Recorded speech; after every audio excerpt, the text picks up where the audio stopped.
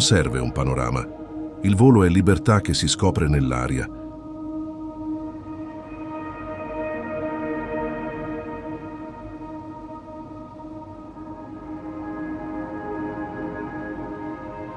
Radente sull'erba si avvicina alla terra eppure la trascende. Come un uccello che sente il vento, ogni istante di volo è un'emozione. La libertà è sfiorare le cose semplici, non serve altro che il volare stesso.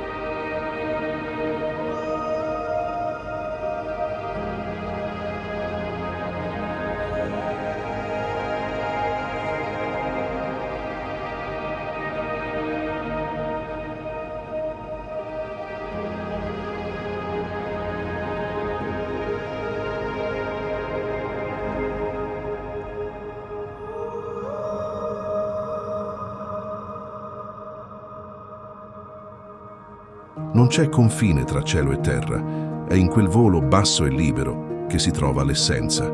E così, nella semplicità del volo, si trova tutta la libertà che serve.